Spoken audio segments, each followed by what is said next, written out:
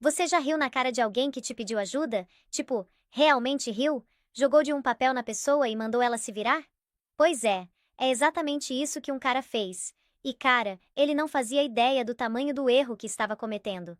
Deixa eu te contar sobre um homem chamado Carson Walsh. Ele achou que trocar a esposa leal e quietinha por uma modelo do Instagram de 20 e poucos anos era a jogada de mestre da vida dele.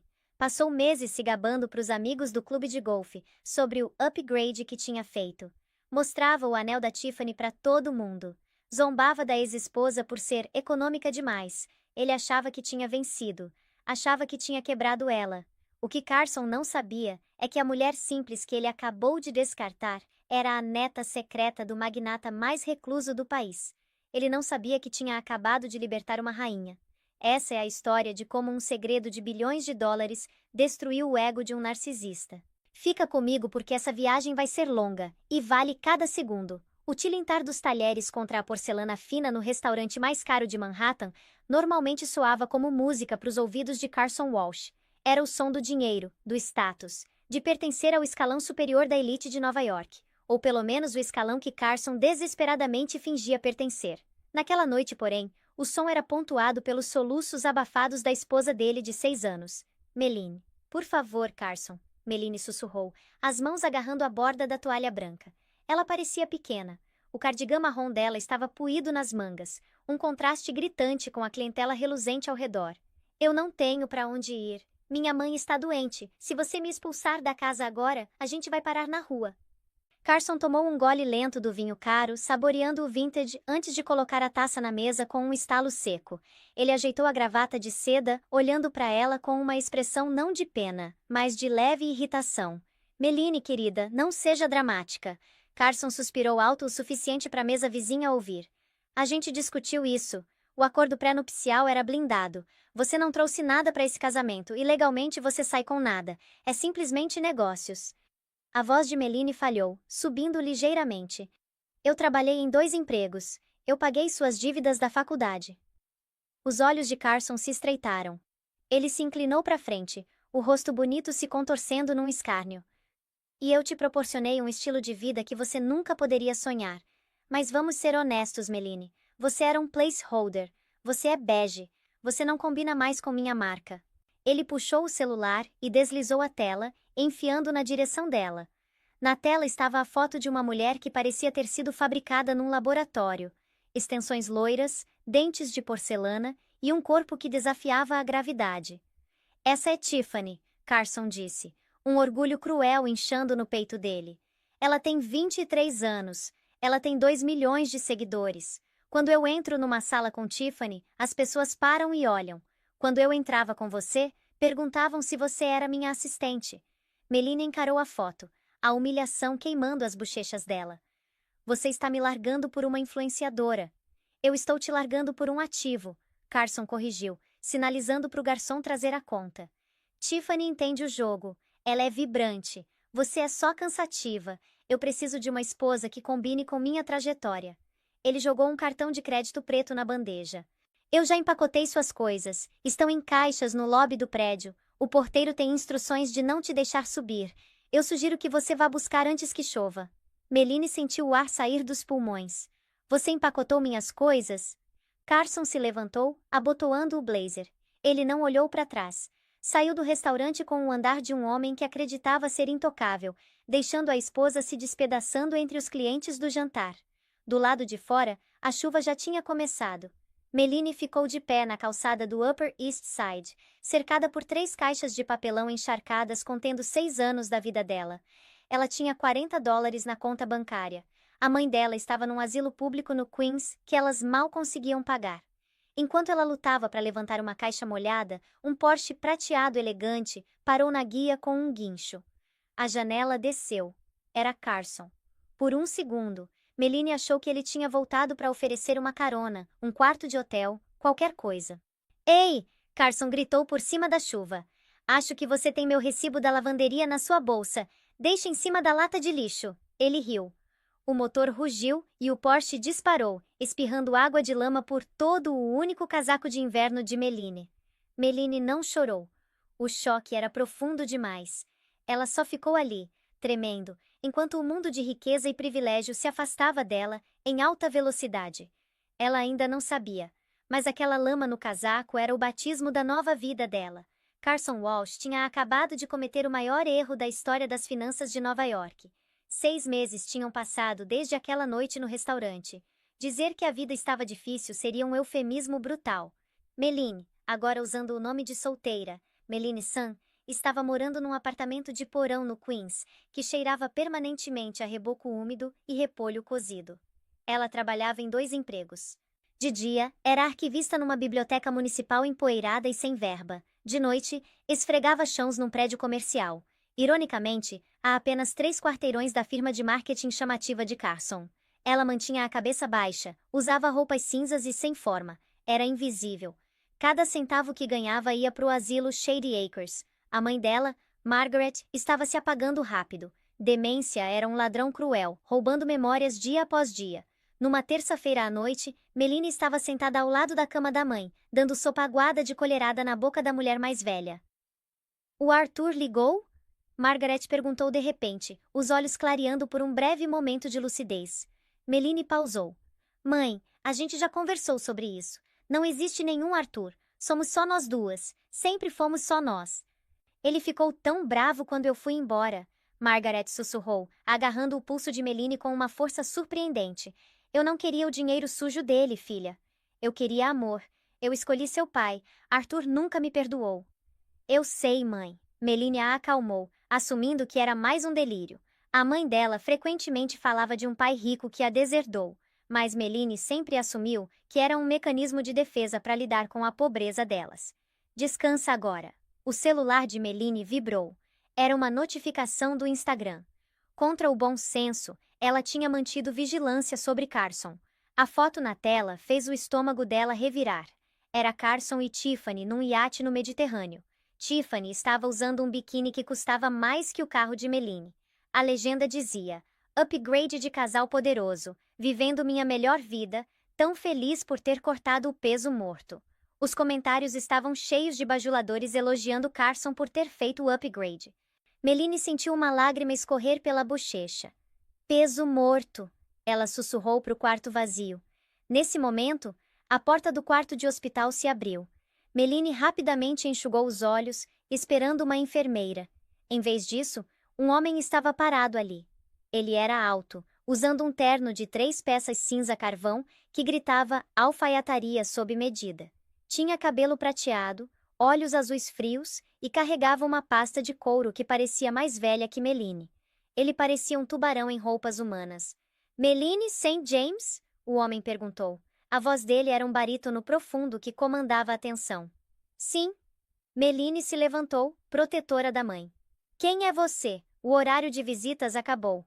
Meu nome é Benedict Joyce, o homem disse, entrando no quarto e fechando a porta atrás dele. Sou sócio sênior do escritório Joyce Sterling & Holloway. Meline congelou. Todo mundo conhecia aquela firma. Eles não cuidavam de multas de trânsito. Eles cuidavam de impérios. Eu não tenho dinheiro para advogado, Meline disse, a voz tremendo. Se isso é sobre os cartões de crédito do meu ex-marido, meu nome não está mais neles. Benedict Joyce permitiu um pequeno sorriso quase imperceptível tocar os lábios dele. Isso não tem nada a ver com o Sr. Walsh, e eu não estou aqui para pegar seu dinheiro, senhorita St. James. Estou aqui para discutir seu avô. Meu avô morreu antes de eu nascer, Meline disse confusa. Ele era mecânico em Ohio. Esse era seu avô paterno, Benedict corrigiu. Ele caminhou até a cama e olhou para Margaret com uma expressão estranha, algo como respeito. Estou falando do pai da sua mãe. Benedict se virou para Meline. Sua mãe, Margaret, é a única filha de Arthur Penhaligon. O nome atingiu Meline como um golpe físico. Arthur Penhaligon. O rei do aço. O homem que era dono de metade das linhas de navegação do Atlântico. O homem cujo portfólio imobiliário fazia grandes magnatas parecerem proprietários de um duplex. Ele era um mito, um fantasma, um bilionário recluso conhecido pela implacabilidade. Isso é impossível, Meline gaguejou. Minha mãe era professora. A gente morava num apartamento de 2 quartos alugado. Por que ela fugiu? Benedict disse suavemente. 40 anos atrás, ela se apaixonou por um mecânico. Arthur proibiu a união. Ele deu a ela uma escolha: a fortuna ou o homem. Ela escolheu o homem. Ela saiu da propriedade Penhaligon e nunca aceitou um centavo. Arthur arriscou dos registros. Meline olhou para a mãe, dormindo pacificamente na cama do hospital.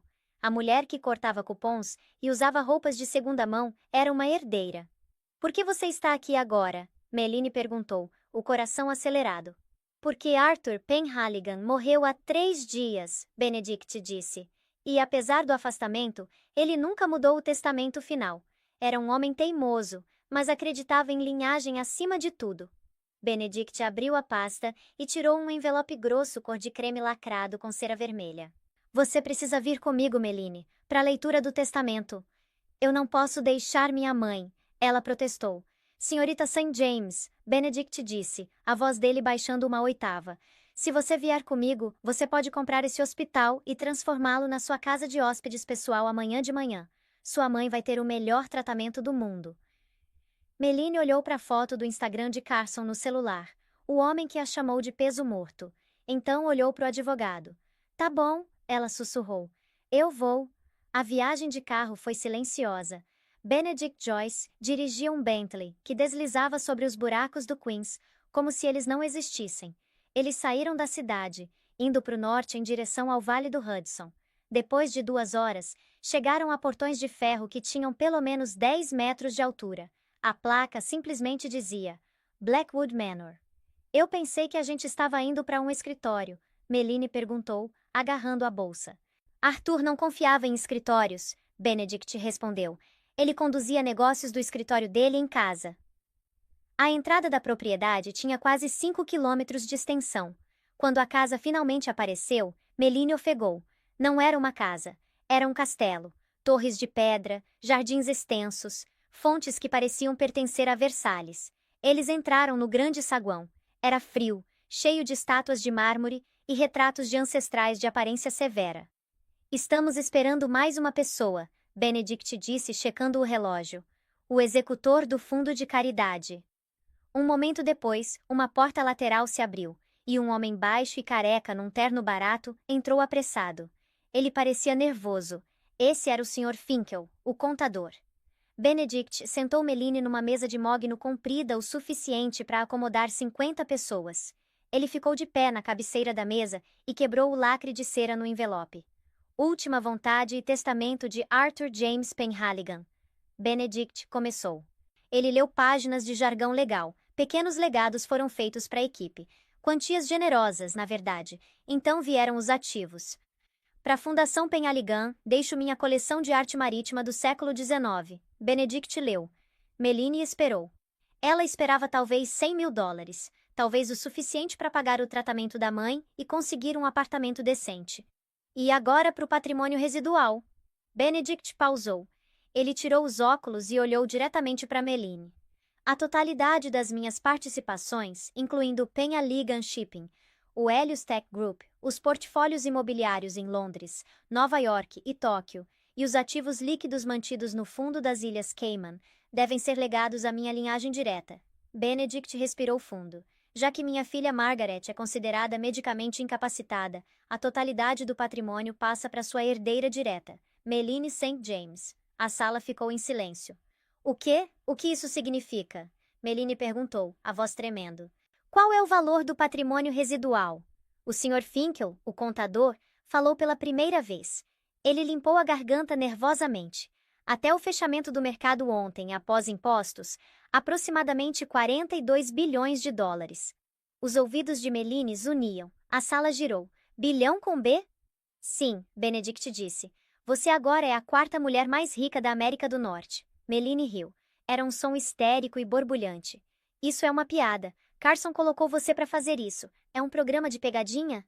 Não é piada, Benedict disse severamente. Ele deslizou uma pasta pela mesa. Essas são as escrituras. Essa é a procuração.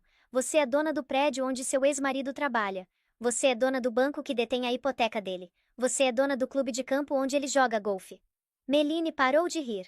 A mão dela tocou a pasta de couro. Ela era dona do clube de campo. Ela era dona do escritório dele. Há, porém, uma condição, Benedict disse. Meline olhou para cima. Sempre tem uma pegadinha. Arthur era um homem de imagem, Benedict explicou. Ele desprezava a fraqueza. O testamento estipula que você não pode liquidar a empresa ou vender as ações majoritárias por um período de 5 anos. Você deve assumir o cargo de presidente do conselho. Você deve comandar o império. Eu sou bibliotecária, Meline exclamou. Eu não sei como comandar um império de navegação.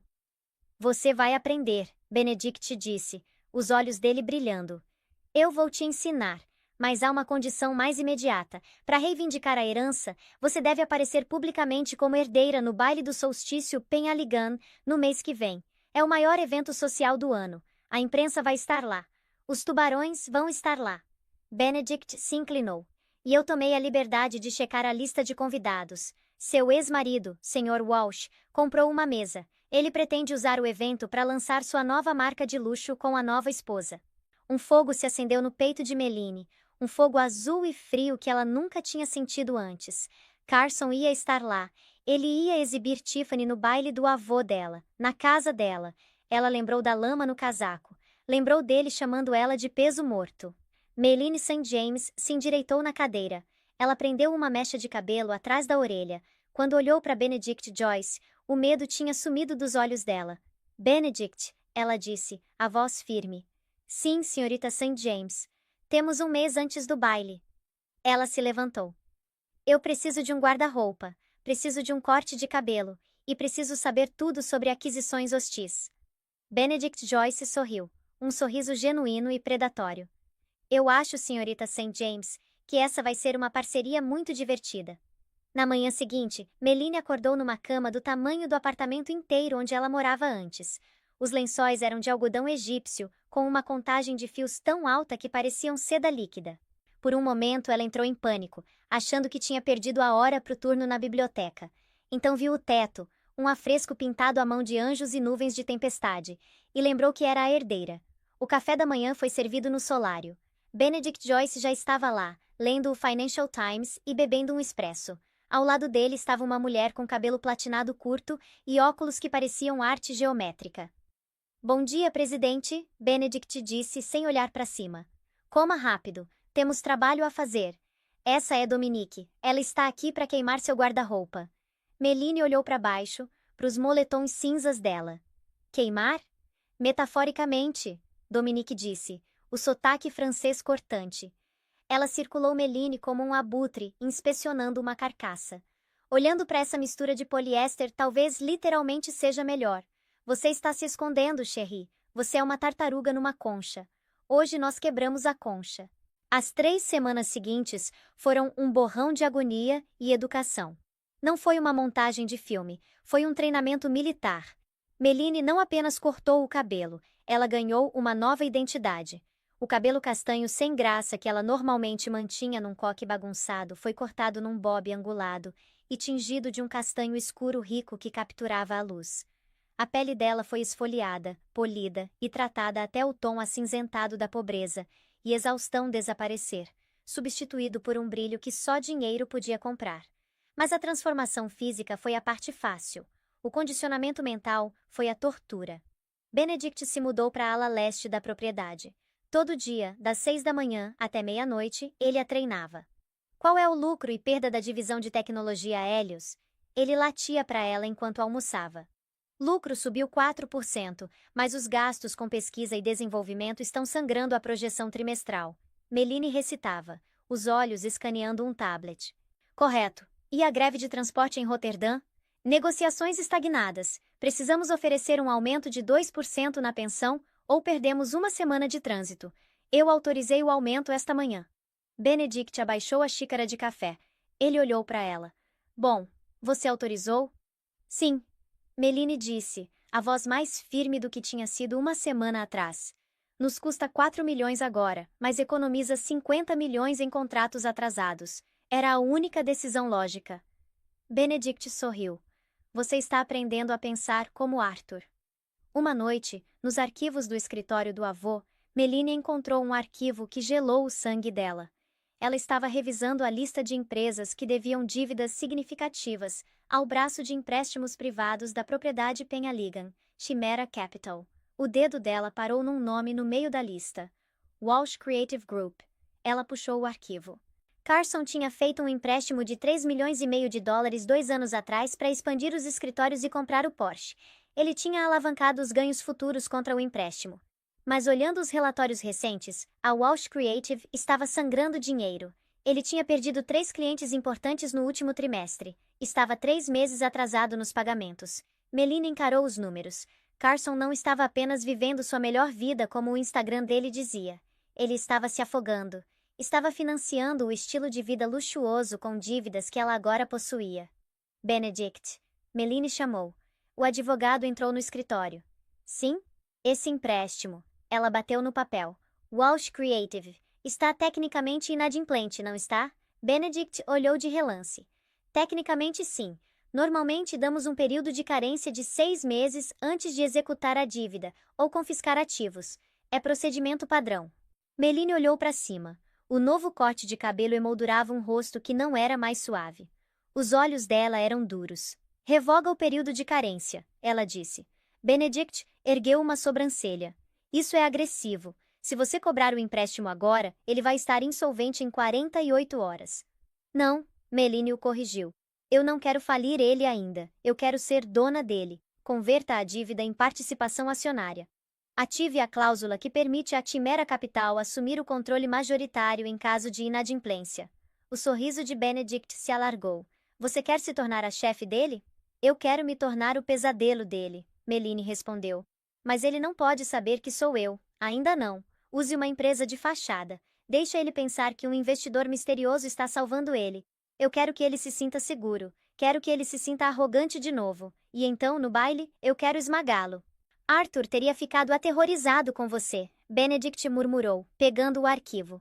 Considere feito. Melina virou a cadeira para encarar a janela. Do lado de fora, o sol estava se pondo sobre a vasta propriedade dela. Ela não era mais a mulher que chorou na chuva. Ela era a tempestade. Carson Walsh estava suando. E não era por causa da sauna. Ele estava sentado no vestiário do exclusivo Oak Haven Country Club, uma toalha sobre os ombros, encarando o aplicativo do banco. Os números eram vermelhos, violentamente vermelhos. Amor, uma voz gorjeou do celular dele que estava no Viva Voz. Era Tiffany. O que é, Tiff? Estou numa reunião. Carson mentiu esfregando as têmporas. Estou na loja de noivas. Eu sei que a gente já é casado, mas para renovação de votos em Cabo eu achei esse vestido. É deslumbrante. Só 12 mil. Coloquei no cartão Black, mas foi recusado. Você precisa ligar para o banco. Carson fechou os olhos. O cartão não deveria recusar. Provavelmente é um alerta de fraude. Só usa seu cartão e eu te transfiro o dinheiro. Tá bom. Mas se apressa. Tenho hora marcada para as unhas às 4. A linha ficou muda. Carson jogou o celular no armário. Ele estava se afogando. A firma de marketing estava afundando. Os clientes estavam indo para agências mais jovens e mais famintas. E Tiffany? Tiffany era um buraco negro que consumia dinheiro. Ele sentia falta de Melina. O pensamento o chocou. Sentia falta de chegar em casa numa casa limpa, um jantar quente e uma mulher que nunca pedia nada. Sentia falta do salário dela, pequeno como era, que cobria as compras do mercado e as contas de luz, para ele poder gastar o dinheiro dele internos. Sentia falta da rede de segurança. Walsh. Carson olhou para cima. Era Grant, um dos amigos de golfe dele. Grant trabalhava com fundos de hedge. Você soube? Grant perguntou, amarrando os sapatos. A propriedade Penhaligon. Eles finalmente encontraram a herdeira. Carson bufou. O velho Arthur morreu. Quem ficou com os bilhões? Alguma caridade para gatos? Não. Grant baixou a voz. Uma neta. Ninguém sabe o nome dela ainda. Estão mantendo mais sigilo que códigos nucleares. Mas o boato é que ela está limpando a casa. Ela é implacável. Estão chamando ela de Rosa de Ferro de Wall Street. Ela fez uma aquisição hostil de um rival de transporte em Singapura ontem antes do café da manhã. Carson sentiu uma pontada de inveja. Imagina ter esse tipo de poder. Por que você se importa? Carson perguntou. Por quê? Grant disse. O baile do solstício é semana que vem. É a estreia. Se você conseguir um tempo cara a cara com ela, você está feito para o resto da vida, mas convites são impossíveis de conseguir. Carson assentiu, fingindo desinteresse. Mais tarde naquela tarde, Carson estava sentado no escritório, olhando para um aviso de execução no apartamento dele. Ele se serviu de um uísque. Estava acabado. Se não conseguisse uma injeção de dinheiro logo, a fachada ia desmoronar. Tiffany ia deixar ele no segundo que o dinheiro acabasse. Os amigos dele iam rir dele. A recepcionista entrou no interfone. Sr. Walsh, tem um Sr. Benedict Joyce na linha 1. Ele diz que representa a Chimera Capital. Carson franziu a testa. Chimera era a firma que detinha o empréstimo empresarial massivo dele. Era isso. Estavam ligando para fechar ele. Ele pegou o telefone, a mão tremendo. Aqui é Carson. Sr. Walsh. A voz era suave, profunda e aterrorizante. Aqui é Benedict Joyce. Estou ligando sobre sua dívida pendente. Olha, eu posso explicar, Carson começou, suor brotando na testa. A gente teve um trimestre fraco, mas... Guarda o discurso, Benedict o cortou. Não estou ligando para cobrar, estou ligando com uma proposta. Carson pausou. Uma proposta? Nossa empresa controladora tem monitorado sua firma. Benedict mentiu sem esforço. Acreditamos que a Walsh Creative tem potencial subvalorizado. Estamos procurando adquirir um braço de marketing boutique. O coração de Carson disparou. Uma aquisição significava uma compra. Significava milhões. Estou ouvindo, Carson disse se recostando, a confiança dele voltando instantaneamente. Nossa presidente está interessada em conhecê-lo, Benedict disse. Ela aprecia um homem com sua estética. Ela acredita que você tem a imagem certa para nossa marca. A presidente? Carson perguntou. Você quer dizer a herdeira Penhaligon? Precisamente. Ela solicitou pessoalmente sua presença no baile do solstício neste sábado. Ela quer discutir uma parceria exclusiva. Carson quase deixou o telefone cair.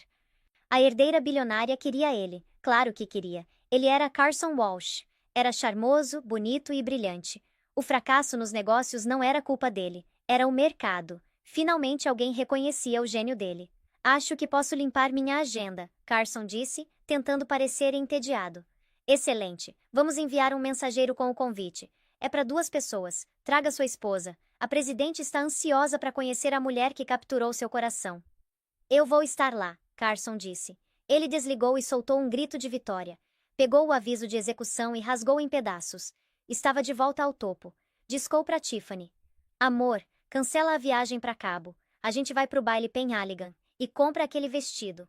Compra um mais caro ainda. A gente está prestes a ficar rico. 3 dias depois, a noite do baile chegou.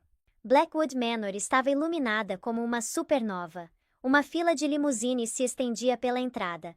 Paparazzi cercavam os portões, desesperados por um vislumbre da misteriosa herdeira. Dentro da suíte principal, Meline estava de pé, diante de um espelho do chão ao teto. Ela era irreconhecível. Usava um vestido de veludo azul meia-noite que abraçava o corpo como uma segunda pele. Era sem alças, revelando a curva elegante do pescoço. Em volta da garganta estava a estrela Penhaligon, um colar de diamantes e safiras que valia 6 milhões de dólares. O cabelo escuro estava liso, afiado e letal, os lábios pintados de um carmesim profundo. Dominique, a estilista, ajustou a barra. Você parece uma arma, madame. Bom, Meline disse. Benedict entrou no quarto. Estava de smoking. Ele parou quando a viu. Pela primeira vez, não parecia um advogado. Parecia um tio orgulhoso. Os convidados chegaram, Benedict disse. O Sr. Walsh está no grande salão. Ele está atualmente bebendo nosso melhor champanhe e contando ao senador de Nova York sobre suas estratégias visionárias de marketing. E Tiffany, ela está tirando selfies com a escultura de gelo. Parece entediada. Meline colocou as longas luvas de cetim. A apresentação está pronta? Sim. A tela vai descer ao seu comando. Meline caminhou até a janela e olhou para o pátio lá embaixo. Viu o Porsche prateado de Carson, estacionado na vaga VIP, uma vaga que Benedict tinha reservado para ele, para inflar o ego dele uma última vez. Ele acha que está vindo assinar um acordo, Meline sussurrou. Ele está, Benedict disse, entregando a ela um copo de água. Ele só não sabe os termos ainda. Meline se afastou da janela. O coração dela estava batendo forte, não de medo, mas de adrenalina. Ela lembrou das noites que passou esfregando chãos enquanto Carson gastava o dinheiro dela em jantares. Lembrou do contrato pré-nupcial que ele jogou na cara dela. Lembrou do olhar nos olhos dele quando disse que ela era bege. Esta noite ela ia pintar o mundo dele de vermelho. Vamos, Meline disse.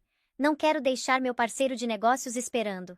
Ela saiu da suíte, os saltos clicando contra o piso de mármore como o tic-tac de uma bomba. O grande salão de Blackwood Manor não apenas exibia riqueza, ele respirava riqueza.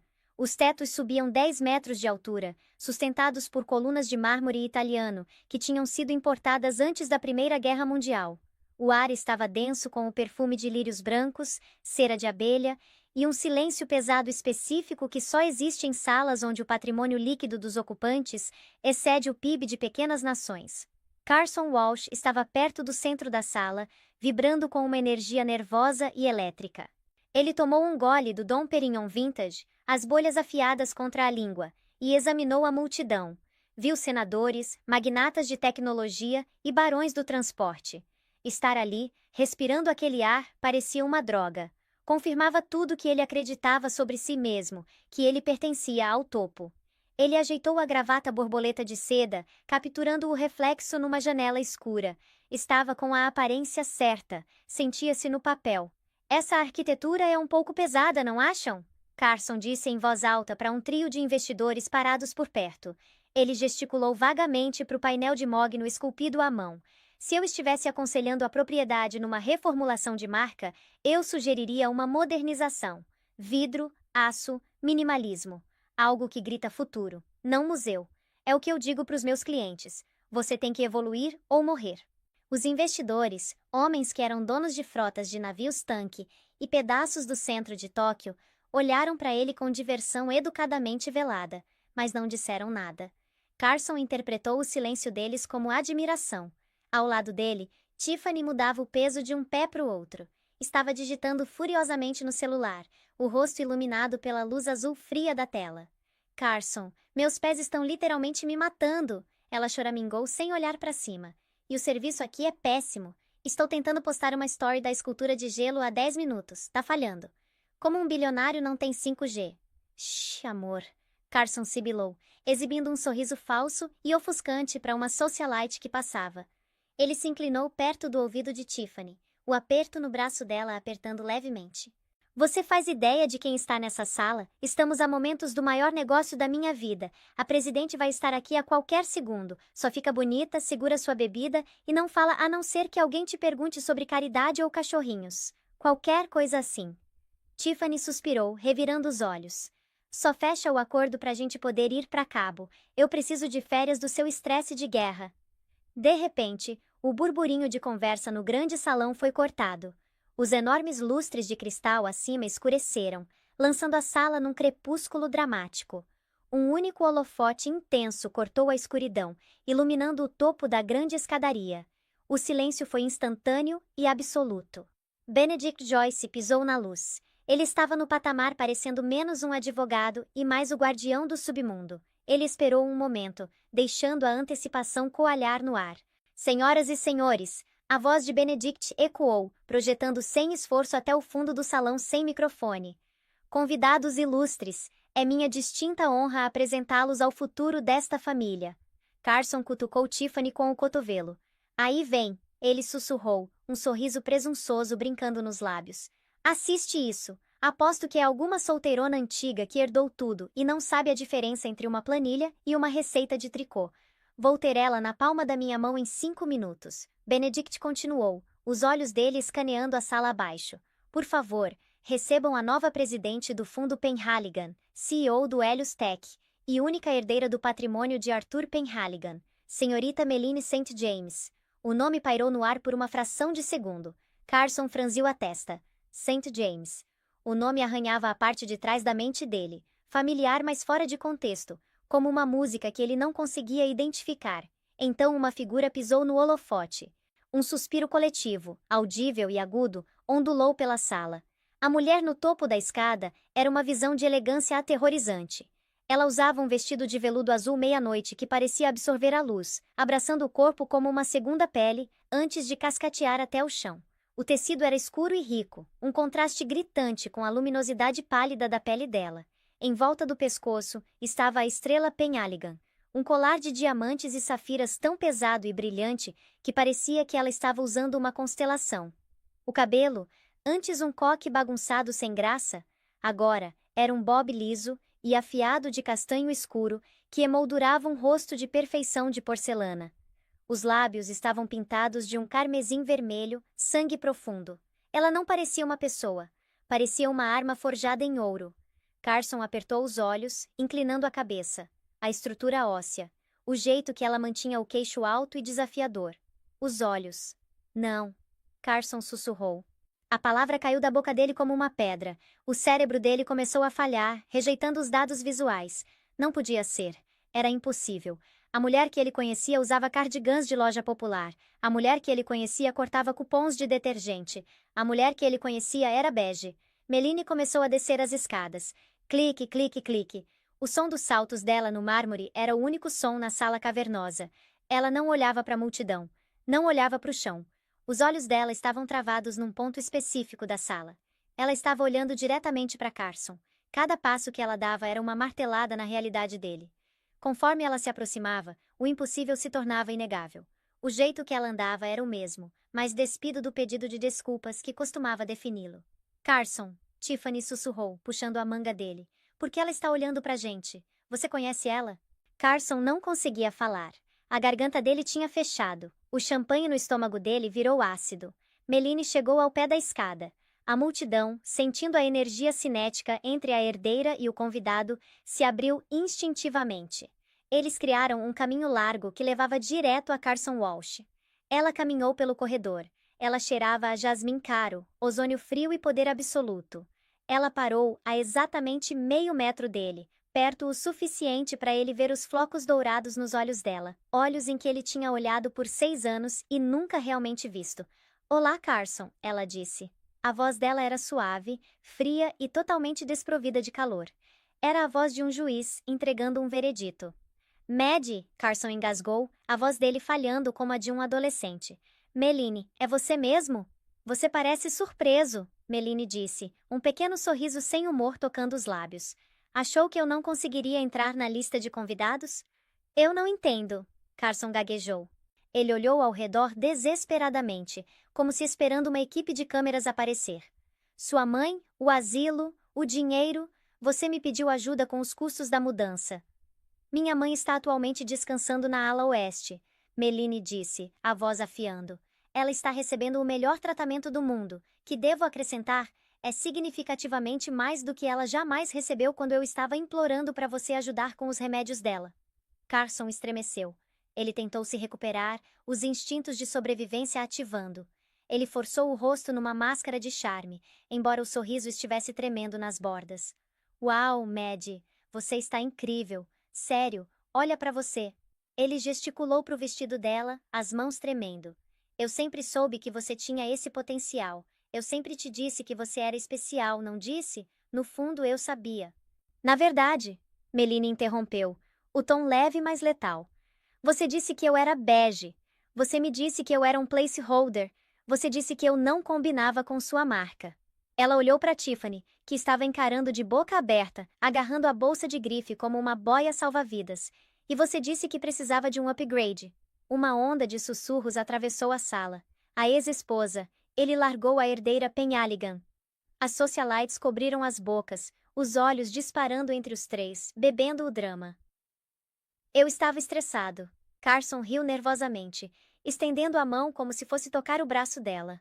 Meline não se moveu, mas o olhar dela era tão frio que ele congelou no meio do movimento. Os negócios estavam difíceis, Maddie. Você sabe como é. A gente disse coisas que não queria dizer, mas olha pra gente agora. Isso é destino. Você, eu, aqui. O Benedict disse que você queria discutir uma parceria, uma aquisição. Os olhos de Carson se iluminaram com esperança desesperada. É isso, não é? Você quer me trazer? Você sabe que eu posso comandar o lado de marketing desse império melhor que qualquer um. A gente sempre foi uma boa equipe, Maddie. Eu quero discutir seu negócio, Meline disse. Ela ergueu a mão enluvada e estalou os dedos. O som ecoou como um tiro. Atrás dela, uma tela de projeção massiva desceu do teto, desenrolando com um zumbido mecânico. Eu tenho revisado seu portfólio, Carson, Meline disse, a voz amplificada agora, alcançando cada canto da sala. E notei algumas irregularidades. A tela piscou para a vida. Não mostrava um reel de marketing, não mostrava conceitos de branding, exibia o balanço interno do Walsh Creative Group. Os números eram grandes, eram ousados, e eram violentamente vermelhos. Insolvente, Meline leu o cabeçalho em voz alta. Você não teve lucro líquido em 18 meses, você está sangrando dinheiro, você financiou seu estilo de vida, o Porsche, as viagens para Saint-Tropez, o anel atualmente no dedo da Tiffany, com empréstimos corporativos de juros altos. O rosto de Carson perdeu toda a cor, ficando num tom doentio de cinza. Meline, para com isso. São dados corporativos privados. Você não pode mostrar isso. Na verdade, são meus dados, Meline disse calmamente. Sabe, Carson, você pegou aquele dinheiro emprestado da Chimera Capital, uma credora conhecida pelos termos agressivos. Ela deu um passo mais perto dele, invadindo o espaço. Você sabia quem é dona da Chimera, Carson? Ela apontou um dedo enluvado para o próprio peito. Eu sou. A sala ofegou.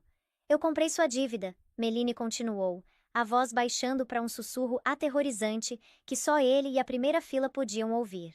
Toda ela, o empréstimo empresarial, a hipoteca da sua cobertura, até o leasing do seu precioso Porsche. Eu sou dona de tudo. Tiffany soltou um grito agudo. Você não é dono do apartamento, Carson. Você me disse que comprou à vista com o dinheiro do acordo do Google.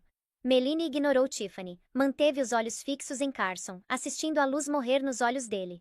Você veio aqui esta noite achando que ia conseguir uma compra, Meline disse. Achou que ia encantar a presidente, conseguir um cheque e salvar sua pele. Achou que era o herói dessa história. Ela se inclinou, os lábios a centímetros do ouvido dele. Mas eu não te trouxe aqui para te salvar, Carson. Eu te trouxe aqui para executar sua dívida. Meline se virou para Benedict Joyce, que estava parado com um envelope grande de papel pardo. Execute a cláusula de inadimplência. Benedict deu um passo à frente, o rosto impassível. Ele enfiou o envelope nas mãos moles de Carson. Sr. Walsh, conforme os termos do seu contrato, a Chimera Capital está exercendo seu direito de pagamento imediato integral. Como suas contas mostram liquidez zero, estamos confiscando toda a garantia.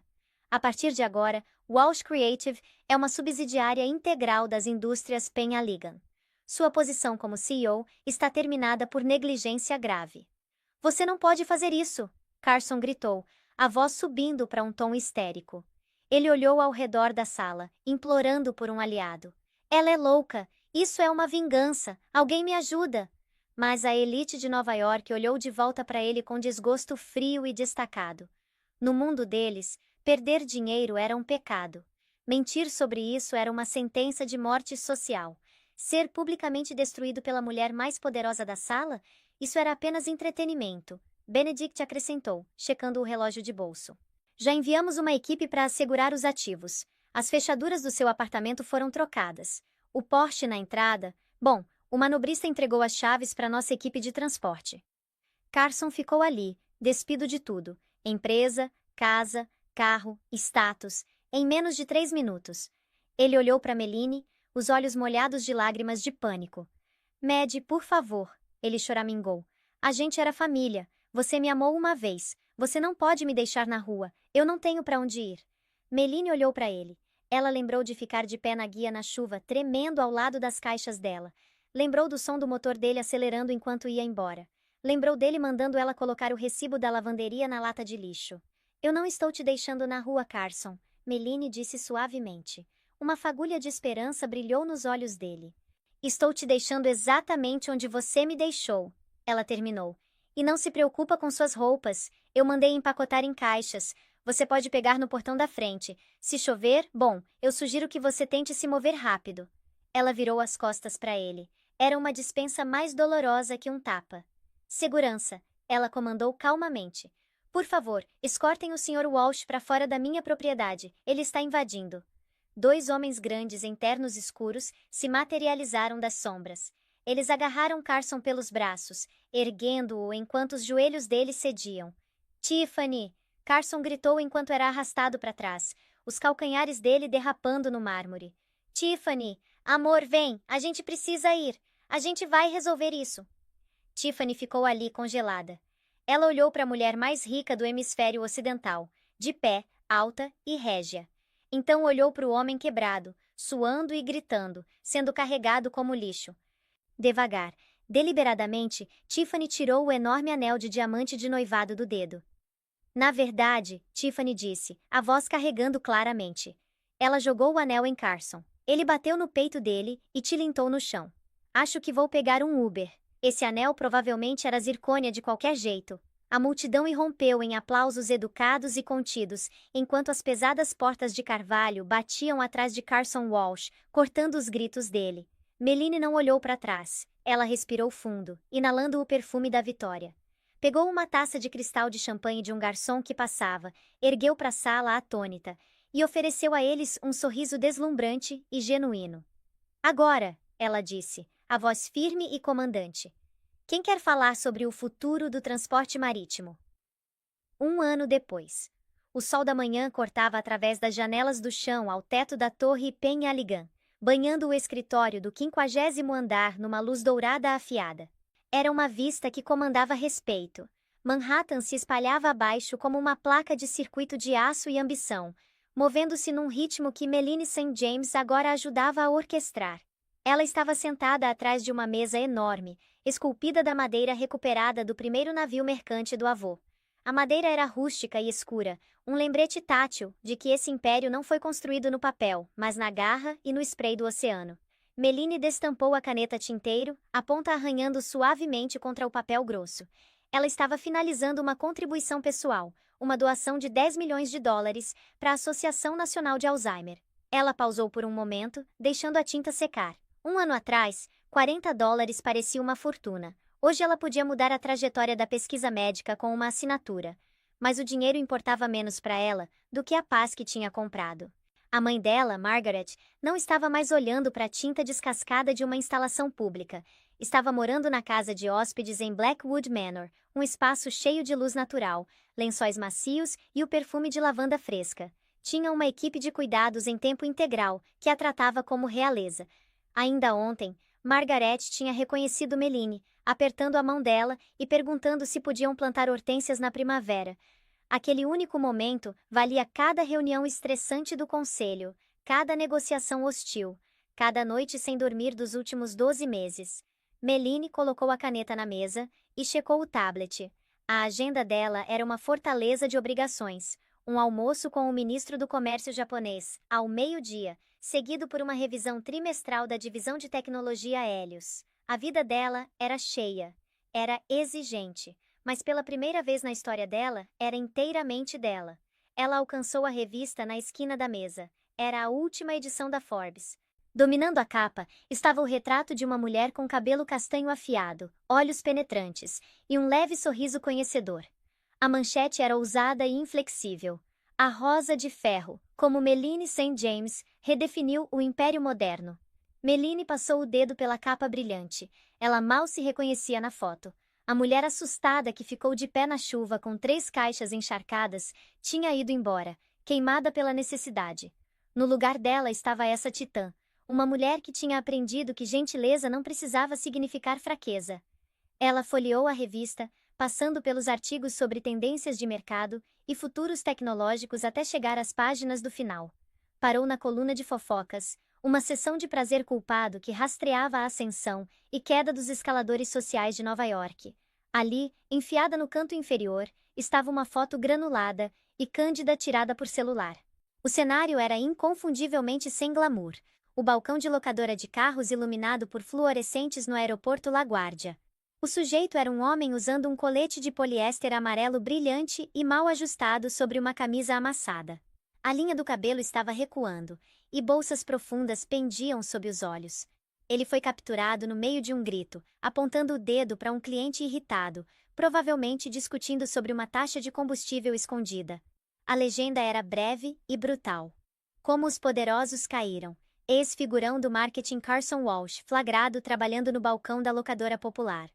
Meline estudou a imagem. Ela procurou a raiva que tinha alimentado ela por tanto tempo.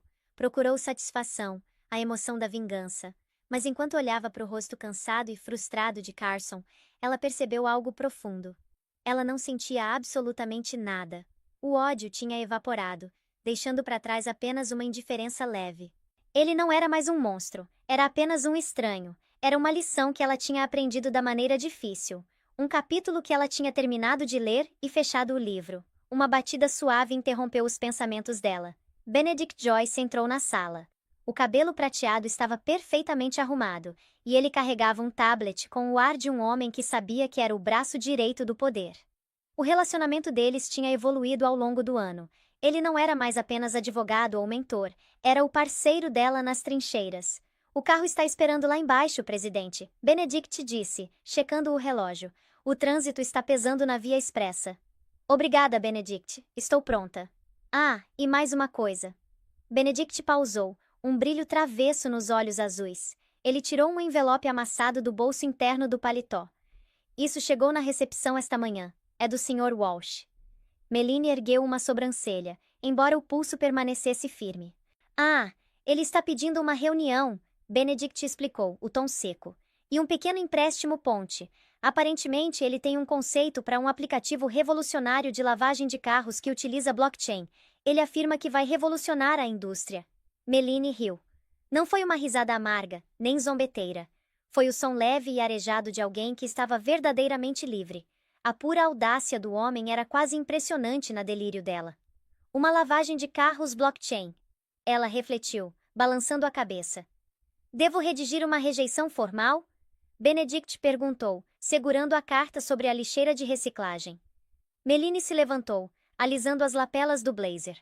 Olhou pela janela uma última vez para a cidade que brilhava como um campo de diamantes.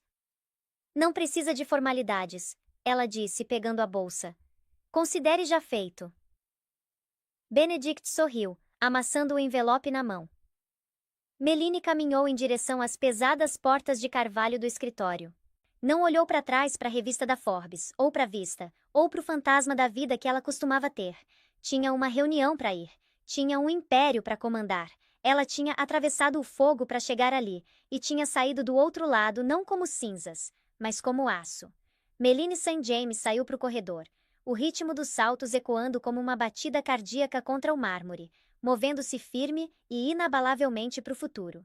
Carson achou que Melanie não valia nada porque ela não brilhava como um troféu.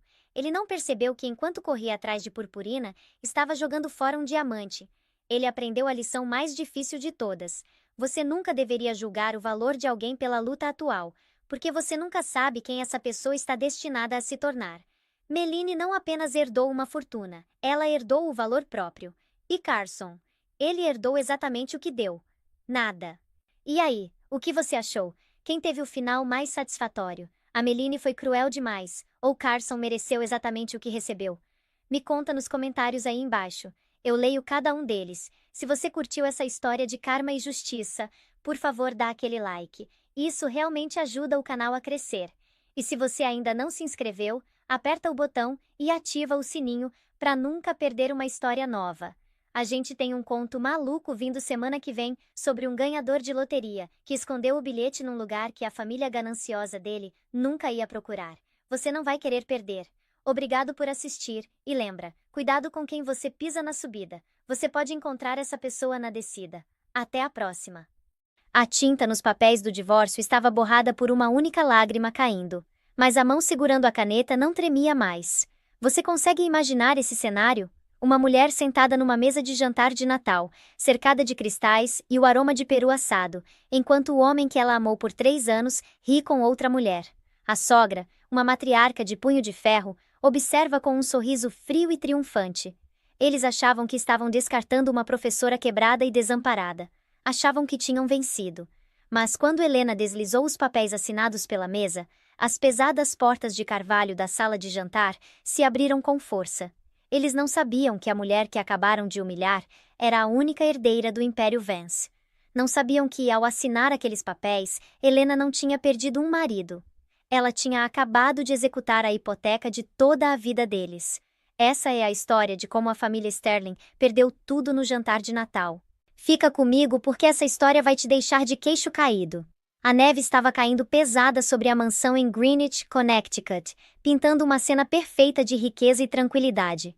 Mas dentro da mansão Sterling, o ar estava denso o suficiente para sufocar.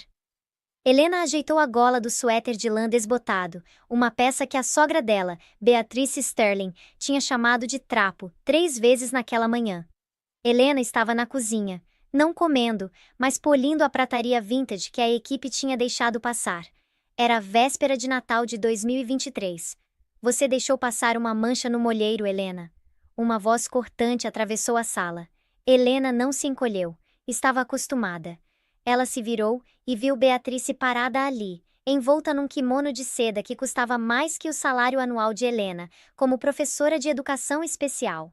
Beatrice era uma mulher que usava a crueldade como usava os diamantes, afiada, fria e em exposição para todo mundo ver. Estou terminando agora, Beatrice, Helena disse suavemente. É senhora Sterling para você. Beatrice disparou, bebericando a terceira mimosa da manhã. E francamente, não sei por que me incomodo. Você nunca vai realmente se encaixar aqui, vai? Olha pra você, sem maquiagem, cabelo num coque. Você parece a empregada, não a esposa de um Sterling.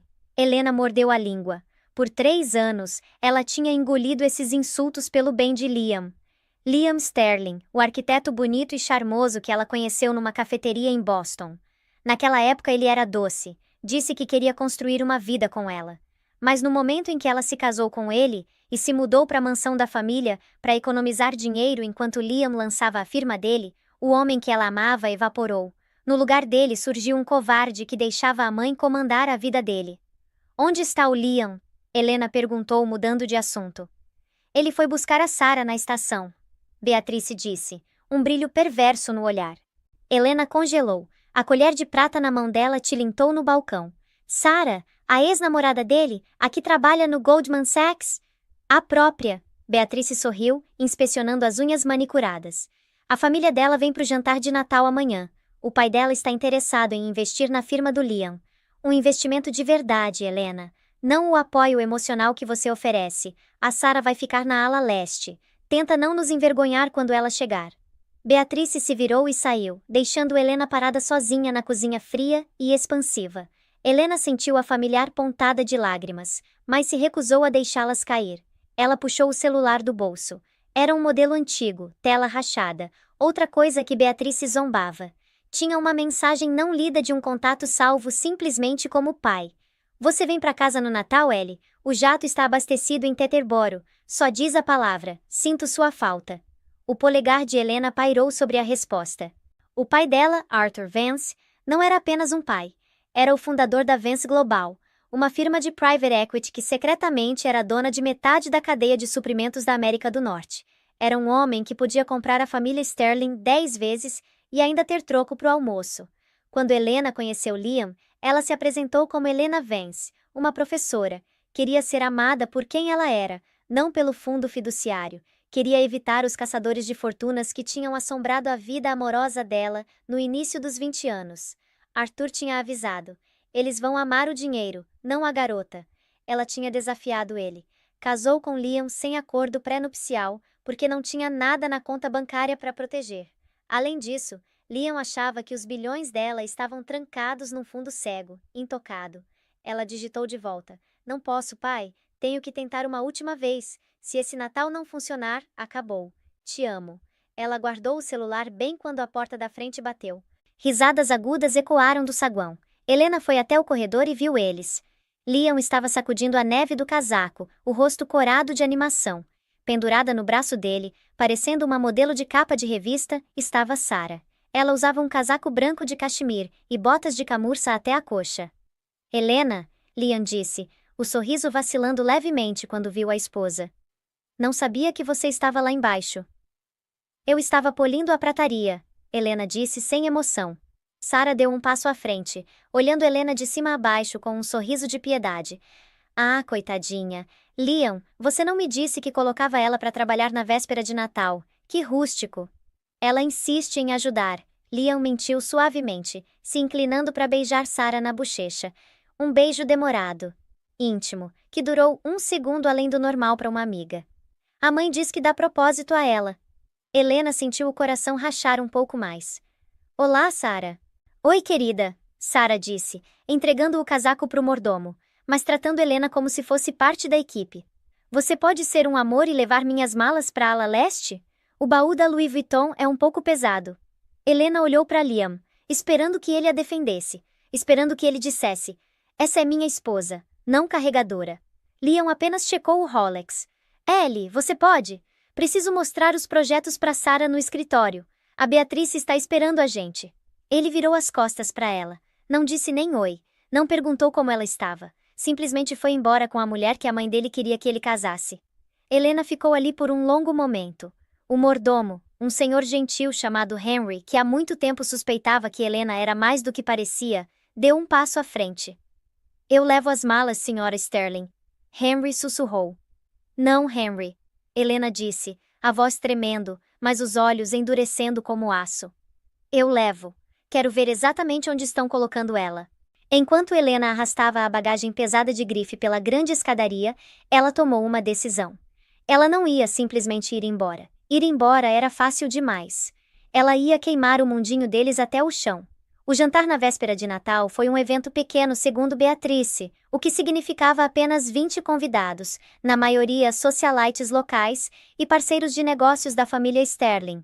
A sala de jantar estava iluminada por velas, projetando longas sombras contra o papel de parede de veludo. Helena foi colocada na ponta mais distante da mesa, perto da porta da cozinha, o assento das crianças normalmente reservado para retardatários. Liam, porém, estava sentado no centro, bem ao lado de Sarah. Beatrice bateu na taça com uma colher. A sala ficou em silêncio. Gostaria de propor um brinde, Beatrice anunciou, se levantando. Parecia régia em verde esmeralda, mas os olhos eram predatórios. À família, à tradição e ao futuro da Sterling Architecture. Como muitos de vocês sabem, meu filho Liam tem trabalhado incansavelmente no projeto Kensington. Aplausos ondularam pela sala. E estamos encantados em anunciar, Beatrice continuou, a voz subindo uma oitava, que graças à generosa parceria do pai de Sarah, Sr. Dayon, o projeto está oficialmente totalmente financiado. Liam sorriu radiante, erguendo a taça para Sarah. Eu não teria conseguido sem a crença da Sarah em mim, ele disse. Helena ficou sentada em silêncio, apertando o copo de água. O projeto Kensington. Liam tinha dito a ela que o banco rejeitou o empréstimo na semana passada. Não tinha dito que foi para o pai de Sarah. Espera, tem mais! Sarah deu uma risadinha, se levantando e colocando a mão no ombro de Liam. Liam e eu temos conversado, e percebemos que sucesso requer alinhamento, nos negócios e na vida. A implicação pairou no ar como fumaça tóxica. Os convidados olharam constrangidos para Helena, depois de volta para o casal radiante. Eles sabiam. Todo mundo sabia. Helena era o placeholder. Sarah era o upgrade. Uma mulher em frente a Helena, Sra. Holloway, se inclinou. Era uma fofoqueira que adorava tragédias. Deve ser difícil para você, querida. Ela sussurrou alto o suficiente para metade da mesa ouvir. Saber que você é a âncora segurando aquele pobre rapaz. Helena colocou o copo na mesa. Como disse? Ah, não se faça de boba. A Sra. Holloway sorriu com desdém. Liam precisa de uma esposa que navegue nesse mundo. Alguém com pedigree. Você é uma... O que mesmo? Tutora. Professora, Helena corrigiu. Certo, nobre. Mas contas não são pagas com nobreza, são? Na verdade, Beatriz interrompeu da cabeceira da mesa, ouvindo a comoção. Helena contribui do jeito dela. Ela é muito boa em economizar. Aliás, Helena, você não fez seu vestido? A mesa explodiu em risadas educadas e abafadas. Helena olhou para baixo para o vestido. Era uma peça vintage, sim, mas era um Dior autêntico dos anos 1950 que ela tinha encontrado num brechó em Paris anos atrás, antes de se cortar do dinheiro do pai. Para essas pessoas, parecia apenas velho. É vintage, Helena disse baixinho. É usado, Beatrice corrigiu. Mas tudo bem, nem todos vêm do dinheiro. Liam, querido, conta para eles sobre o retiro. Liam limpou a garganta, evitando os olhos de Helena. Certo. Pro ano novo, Sarah e eu vamos para Aspen para supervisionar o projeto do chalé. Só nós dois. Estritamente negócios, claro. Helena sentiu o ar sair dos pulmões. Aspen. Eles estavam indo para Aspen. Era onde Liam tinha pedido Helena em casamento. Era o lugar deles. E Helena? A Sra. Holloway perguntou. Você vai junto? Liam olhou para o prato. Não. Helena vai ficar aqui para cuidar da propriedade enquanto a mãe está na Flórida. Alguém precisa cuidar da casa. Esse foi o ponto de ruptura. Eles não estavam apenas traindo. Estavam rebaixando ela a zeladora na própria casa do casamento. Helena se levantou. A cadeira arranhou alto contra o chão. Não estou me sentindo bem, Helena disse. a voz firme apesar do furacão dentro dela. Senta, Helena, Liam sibilou. Não faz cena. Deixa ela ir, Liam. Beatrice acenou com a mão desdenhosamente. Ela claramente está sobrecarregada pelo calibre da companhia. Vai descansar, querida, e usa a escada dos fundos. Não queremos que você esbarre nos garçons. Helena se virou e saiu. Não chorou, não correu. Andou com a graça de uma rainha indo pro cadafalso. Ela foi direto pro escritório da biblioteca, o único cômodo que era proibida de entrar porque continha documentos comerciais sensíveis. Não ligava mais. Precisava saber quão profunda era a traição. Abriu a pasta de Liam que estava na mesa. Folheou os arquivos do projeto Kensington. Chato, chato. E então um envelope pardo no fundo. Não era um contrato comercial, era uma petição preliminar de dissolução do casamento. Eles já tinham preparado os papéis do divórcio. Ela examinou o documento. Era brutal. Os advogados de Beatrice tinham redigido. Estavam oferecendo a ela um acordo de $5.000 e um Honda Civic usado, citando diferenças irreconciliáveis e incompatibilidade financeira. Planejavam entregar para ela no dia 2 de janeiro, logo depois que ela tivesse cuidado da casa para eles. Helena encarou o papel. $5.000. Ela riu. Era um som seco e sombrio.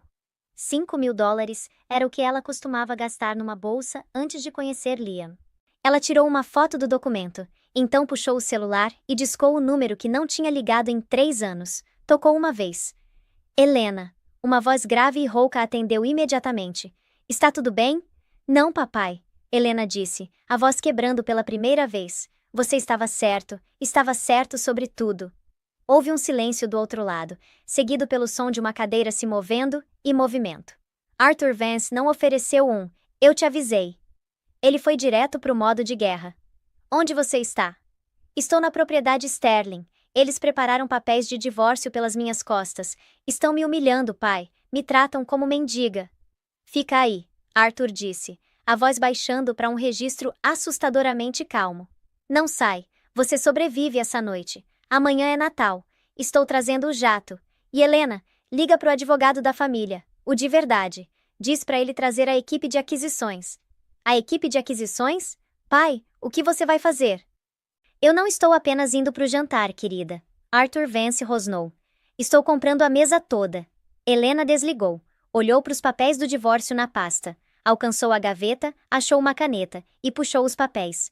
Não ia esperar pelo dia 2 de janeiro. Se eles queriam o divórcio, ela daria. Mas faria nos termos dela. Voltou pro quarto, abriu o armário e empurrou as roupas de professora pro lado. No fundo, dentro de um porta-roupas que tinha guardado para emergências, estava um vestido. Não era simples, não era modesto. Era um vestido Givenchy sob medida, vermelho sangue. Ela o colocou na cama. Amanhã o rato morreria, e a leoa despertaria. A manhã de Natal amanheceu com um brilho enganoso. O sol refletia na neve fresca, cegantemente branca, espelhando a perfeição artificial da casa dos Sterling. Helena não dormiu. Tinha passado a noite empacotando. Não as roupas, ia deixar aqueles trapos para trás. Empacotou os documentos, o passaporte e a pequena caixa de veludo contendo a única coisa de valor que tinha trazido para o casamento. Um simples medalhão, com uma foto da mãe falecida. Às 8 da manhã, os sinos tocaram para o café da manhã. Helena desceu as escadas. Não estava usando o vestido vermelho ainda. Aquilo era pro finale. Em vez disso, usava uma gola alta preta afiada e calças sob medida que tinha comprado anos atrás em Milão. Era severo, elegante e completamente diferente dos cardigans sem graça que Liam estava acostumado. Na sala de estar, a cena era enjoativamente doméstica. Uma árvore de pinheiro enorme tocava o teto abobadado, enterrada sob uma montanha de presentes embrulhados em ouro e prata. Beatrice estava sentada na poltrona de veludo de encosto alto. Sarah estava empoleirada no braço do sofá ao lado de Liam.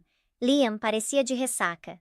Ah, olha quem decidiu se juntar aos vivos, Beatrice zombou quando Helena entrou. Achamos que você ia dormir durante a troca de presentes, embora eu suponha que você não tinha muito para contribuir para a pilha. Tinha? Helena caminhou até uma poltrona isolada no canto, sentando com uma postura tão ereta que parecia dolorosa. Estou aqui, Beatrice. Bom, vamos logo com isso. Liam resmungou, esfregando as têmporas. Sarah, abre o seu primeiro. Sarah guinchou de alegria quando Liam entregou uma caixinha da Tiffany's. Ela abriu para revelar uma pulseira de tênis de diamantes. Ah, Liam, é deslumbrante. Ela jogou os braços ao redor do pescoço dele. Obrigada, querido. Helena observou, o rosto uma máscara de gelo. Aquela pulseira custava pelo menos $15.000. Na semana passada, Liam tinha dito a Helena que não podiam pagar para consertar a calefação no quarto de hóspedes. E para você, mãe, Liam disse, entregando uma caixa pesada a Beatrice. Era uma primeira edição rara de um romance clássico que Beatrice fingia gostar. Ela sorriu radiante. Então a sala ficou quieta. Tinha uma caixa sobrando embaixo da árvore. Um pacote pequeno para Helena, Beatrice disse, a voz pingando falsa doçura. Vai, querida. Abre. Liam e eu escolhemos juntos. Liam desviou o olhar, estudando o padrão do tapete. Ele sabia o que estava na caixa. Helena se levantou e pegou o pacote. Era leve. Ela rasgou o papel. Dentro estava uma caixa de um kit de emagrecimento de 30 dias e um vale-presente para uma agência de empregos local. O silêncio na sala era ensurdecedor. Sarah cobriu a boca para esconder uma risadinha. Beatrice observava Helena com a intensidade de um falcão, esperando as lágrimas, esperando a humilhação. Achamos que ajudaria você a se reerguer, Beatrice disse inocentemente. Sabe, já que você vai precisar encontrar uma carreira mais adequada em breve. E talvez parecer um pouco mais apresentável para as entrevistas. Helena olhou para os comprimidos de dieta, olhou para o vale-presente da agência de empregos. 3 anos de casamento, 3 anos limpando a casa deles, cozinhando as refeições, cuidando de Beatrice quando ela teve gripe, apoiando Liam quando a primeira firma dele faliu. E esse era o pacote de demissão dela. Helena não chorou, não gritou, ela sorriu. Era um sorriso frio e aterrorizante que não alcançava os olhos. Obrigada, Beatrice, Helena disse suavemente. Isso é muito esclarecedor. É exatamente o que eu precisava para tomar minha decisão. Decisão? Liam perguntou, olhando para cima nervosamente. Que decisão? Você vai descobrir no jantar, Helena disse. Eu tenho um presente para você também, Liam, mas não está debaixo da árvore, está sendo entregue. Entregue? Beatrice zombou. Com que dinheiro? Você penhorou a prataria? Não, Helena disse se virando para sair.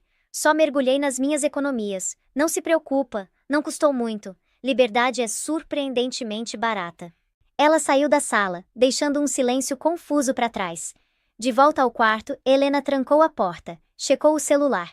Mensagem de Arthur Vance. ETA, 18 horas. A equipe jurídica está no 2º helicóptero. A comissão de valores mobiliários está no 3º.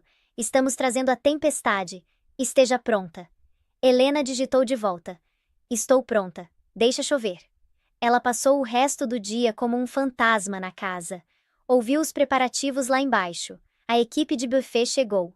Beatrice tinha contratado um time com estrela Michelin para a noite, porque os pais de Sarah, os Dion, estavam vindo. O Sr. Dion era um desenvolvedor imobiliário rico, um homem que Liam precisava desesperadamente impressionar para salvar a firma de arquitetura falindo. Por volta das 4h40 da tarde, Helena começou a transformação. Tomou banho, esfregando o cheiro de polimento e produto de limpeza. Sentou na penteadeira e abriu um estojo de maquiagem que não tinha tocado em anos. Aplicou um delineador marcante e um batom num tom chamado vermelho vingança. Prendeu o cabelo num chignon intrincado, expondo a linha longa e elegante do pescoço. Então o vestido. Ela entrou no vestido Givenchy. Era uma obra-prima de seda vermelha sangue que abraçava cada curva, com uma fenda na perna e costas decotadas. Era um vestido feito para galas, para tapetes vermelhos, para guerra. Colocou os brincos de diamante que o pai tinha dado para ela no aniversário de 21 anos. As pedras eram tão grandes e claras que pagariam a hipoteca dos Sterling 2 vezes. Ela os tinha escondido na perna oca do criado mudo. Olhou no espelho. A professora tinha ido embora. A bilionária tinha retornado. Às 5h55 da tarde, ela ouviu a campainha tocar. Os Dion tinham chegado. Ouviu a conversa educada, o tilintar de taças. Helena pegou o envelope pardo contendo os papéis do divórcio que tinha roubado da pasta de Liam na noite anterior. Pegou uma caneta tinteiro. Abriu a porta do quarto e caminhou em direção às escadas. O som dos saltos clicando no piso de madeira era como o tic-tac de uma bomba. A sala de jantar era um espetáculo de opulência. Uma mesa de 4 metros estava posta com porcelana de borda dourada, taças de cristal e elaborados centros de mesa florais. Na cabeceira da mesa estava Beatrice, parecendo uma rainha em seu elemento. À direita dela, Sr. e Sra. Jun. Ao lado deles, Sarah, agarrando a mão de Liam. Liam parecia nervoso. Estava no meio de um discurso, tentando vender o Sr. Jun, na visão dele, para o chalé Aspen. A integridade estrutural é fundamental, Liam estava dizendo, suando levemente. E com seu investimento, senhor, a Sterling Architecture pode finalmente... Ele parou. Todo mundo parou. As portas duplas da sala de jantar se abriram. Helena ficou ali por uns 10 segundos inteiros. Ninguém respirou. A mulher na entrada era irreconhecível. O vestido vermelho fluía ao redor dela como fogo líquido. Os diamantes nas orelhas capturavam a luz do lustre, enviando prismas dançando pela sala. Ela irradiava um poder que fazia as esmeraldas de Beatrice parecerem bijuteria. Desculpa o atraso, Helena disse, a voz suave e comandante. Ela entrou na sala, não com o arrastar de uma empregada, mas com o andar de uma modelo de passarela. Helena! Liam engasgou, se levantando pela metade. O quê? Onde você conseguiu esse vestido? Importa? Helena perguntou, puxando a cadeira na cabeceira da mesa, diretamente oposta a Beatrice. Era uma jogada de poder. Aquele assento era reservado para o homem da casa, um assento que Liam normalmente evitava. O maxilar de Beatrice travou. Você está fazendo cena, Helena. Senta no seu lugar de sempre. Não, Helena disse, sentando graciosamente. Acho que gosto mais da vista daqui. O Sr. Jun, um homem corpulento de rosto vermelho, apertou os olhos para Helena. Parecia confuso. Liam, eu achei que você disse que sua esposa era simples. Ela é. Sarah interrompeu rapidamente, sentindo a mudança de poder. Ela só está brincando de se vestir. Provavelmente alugou. Helena ignorou Sarah completamente. Olhou para o Sr. Jun. Sr. Jun, ouvi muito sobre seus empreendimentos imobiliários. Embora eu deva dizer, sua taxa de alavancagem no projeto Midtown é um pouco arriscada, não é? 80% de dívida. Os bancos devem estar nervosos. O Sr. Jun engasgou com o vinho. Como você sabe das finanças do Midtown? Isso é privado.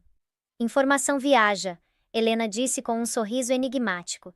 Beatrice bateu a mão na mesa. Chega. Helena, você não vai insultar nossos convidados. Liam, tira ela daqui. Liam se levantou, o rosto vermelho. Helena, vamos lá para cima. Senta, Liam, Helena disse. A voz dela não era alta, mas tinha o estalo de um chicote. Liam congelou. Eu disse que tinha um presente para você, Helena continuou. Ela alcançou o envelope pardo que tinha colocado no colo. Jogou no centro da mesa. Ele deslizou pela madeira polida, derrubando um saleiro de cristal, e parou bem na frente do prato de Liam. O que é isso? Liam sussurrou. Abre. Liam abriu o envelope. Tirou os documentos. Reconheceu imediatamente. Você encontrou. Ele respirou. Encontrei, Helena disse. Você queria o divórcio, Liam. Queria me trocar por um modelo mais novo com uma conta bancária maior. Queria me dar $5.000 e um Honda Civic. A sala ficou em silêncio. O Sr. Jun olhou para Liam com desgosto. Você ofereceu 5.000 para sua esposa? Isso não é cavalheiro, Sterling. Ela não tem nada, Beatrice sibilou, defendendo o filho. Ela veio pra gente sem nada, sai sem nada. Assina os papéis, Helena, e vai embora. Ah, eu vou assinar, Helena disse. Ela puxou a caneta tinteiro da bolsa. Era uma Mont Blanc gravada em ouro. Destampou a caneta. Mas não estou assinando porque fui derrotada. Estou assinando porque vocês não valem o ar que eu respiro. Ela assinou o nome com um floreio. Helena Vance, não Helena Sterling. Pronto, ela disse, deslizando os papéis de volta. Estou livre, e bem a tempo. A tempo para quê? Sarah perguntou zombando. Pro show. De repente, um ronco baixo começou a vibrar na sala. Começou suave, tremendo a água nas taças. Então ficou mais alto. Uma batida rítmica, inconfundível. Isso é trovão? A senhora Jun perguntou, olhando para a janela. Não, o Sr. Jun disse, se levantando e indo até a janela. Isso é um helicóptero. Helicóptero? Beatrice franziu a testa. Quem estaria pousando um helicóptero aqui? É Natal. O barulho ficou ensurdecedor. Do lado de fora, o gramado da frente estava banhado em holofotes cegantes. O vento das hélices chicoteava a neve numa nevasca contra o vidro. Então, um segundo ronco. Um segundo helicóptero. Depois, um terceiro. O que está acontecendo? Liam gritou por cima do barulho. As portas da frente da casa não apenas abriram, foram escancaradas. O carvalho pesado bateu contra as paredes. Uma equipe de 6 homens em ternos táticos pretos e fones de ouvido marchou para a sala de jantar. Eles se espalharam, protegendo o perímetro da sala. Não eram policiais, eram contratados militares privados. Quem são vocês? Saiam da minha casa! Beatrice gritou, se levantando. Um dos guardas deu um passo à frente. Protejam a sala, o principal está entrando. Uma figura atravessou a porta. Era um homem alto na casa dos 60, usando um sobretudo de cachemir sob medida e um cachecol que custava mais que a propriedade Sterling. Tinha cabelo prateado e olhos que pareciam cortar vidro, olhos idênticos aos de Helena. Era Arthur Vance, o lobo de Wall Street, o homem que comia empresas no café da manhã. A sala ficou morta de silêncio. O senhor Dium ficou pálido. Reconheceu imediatamente. No mundo dos negócios, Arthur Vance era um deus vingativo e aterrorizante. Arthur Vance! O senhor Dium sussurrou, a voz tremendo. Arthur o ignorou. Ignorou Beatrice. Ignorou Liam. Ele foi direto até Helena, que ainda estava sentada na cabeceira da mesa. Estendeu a mão. Oi, papai, Helena disse pegando a mão dele e se levantando. Oi, Ellie, Arthur disse, a voz surpreendentemente gentil. Ele beijou a testa dela, então se virou para encarar a sala. A expressão dele mudou de calor paternal para frieza glacial. Então, Arthur disse olhando para Liam, que estava tremendo nos sapatos. Você é o garotinho que achou que minha filha valia 5.000. A boca de Liam abriu e fechou como um peixe. Sua filha? Você não sabia? Arthur riu, um som áspero e latido. Você passou 3 anos com a única herdeira do Império Vance Global e a tratou como empregada. Beatrice desabou na cadeira. Vance como em Vance Private Equity? A mesma, Arthur disse. Ele estalou os dedos. Outro homem entrou, um advogado num terno de tubarão. Ele colocou uma pilha de documentos na mesa, bem em cima do peru de Natal. O que é isso? Beatrice sussurrou. Isso, Arthur disse, desabotoando o casaco. É um aviso de execução de hipoteca. Veja bem, Beatrice, estive ocupado essa manhã. Enquanto vocês abriam presentes, minha equipe estava comprando suas dívidas. A hipoteca dessa casa? Sou o dono. Os empréstimos para a firma de arquitetura falindo do Liam? Sou o dono. O investimento do Sr. Dium? Arthur olhou para o Sr. Dium. Você está saindo, não é, Bob? O Sr. Dium assentiu vigorosamente, aterrorizado. Absolutamente, Sr. Vance. Eu não fazia ideia, não sabia que ela era sua filha. Estou fora. Liam, o acordo acabou. Arthur se virou de volta para Liam. Você não tem investidores, não tem casa, não tem esposa. Arthur pegou os papéis do divórcio que Helena tinha assinado, olhou para a cifra do acordo de $5.000 e deu uma risadinha. Você queria uma divisão financeira? Arthur perguntou.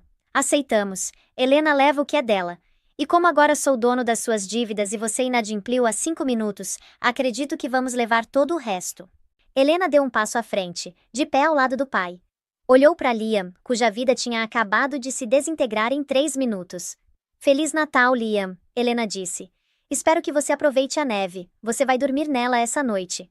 O silêncio na sala de jantar foi quebrado pelo som de talheres batendo no chão.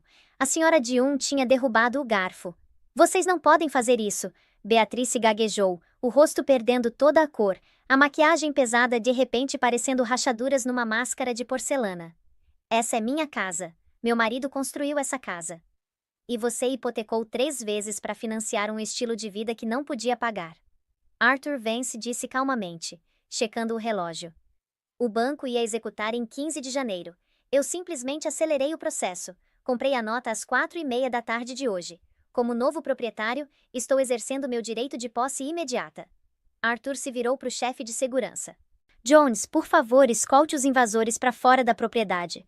Eles têm 10 minutos para pegar itens essenciais. Nenhum valor, nenhuma joia, apenas roupas. 10 minutos? Liam gritou. Isso é insano. É noite de Natal. Está 10 graus abaixo de zero lá fora. Helena tomou um gole do vinho tinto que tinha sido servido para ela, uma garrafa vintage que Beatrice estava guardando há anos. Também estava frio no quarto de hóspedes, Liam. Lembra quando eu pedi um aquecedor e você me disse para colocar outro suéter? Sugiro que você comece a se agasalhar. Helena, por favor, Liam implorou. A arrogância se dissolvendo em desespero patético. Ele se moveu na direção dela, mãos estendidas. A gente pode conversar sobre isso. Eu não sabia. Se eu soubesse quem você era... Esse é exatamente o problema, Liam, Helena disse, os olhos brilhando com fogo frio. Você precisava saber meu saldo bancário para me tratar como ser humano. É por isso que estamos aqui. Sarah, que tinha assistido a cena se desenrolar com horror, de repente pegou a bolsa, se levantou, alisando a saia. Bom, Sarah disse, a voz alta e tensa. Isso parece ser assunto de família. Liam, me liga quando isso estiver resolvido. Ela se virou para sair, mas Liam agarrou o braço dela. Sarah, onde você vai? Você deveria ficar comigo. Somos parceiros. Sarah arrancou o braço, olhando para ele com puro desgosto. Parceiros? Liam, você está falido. Meu pai não vai investir num arquiteto quebrado morando na rua. Acabou. Ela olhou para o Sr. Dion. Papai, vamos embora. Sentem, Arthur Vance comandou. Sarah e o Sr. Dion congelaram. Ninguém sai até minha equipe liberar vocês, Arthur disse. Jones, verifiquem as bolsas deles. Quero ter certeza de que nenhum bem dos Sterling está saindo porta afora. A humilhação foi absoluta. A equipe de segurança despejou a bolsa Louis Vuitton de Sarah na mesa. Batons, celular e uma pequena caixa de rapé de prata pertencente à propriedade Sterling rolaram.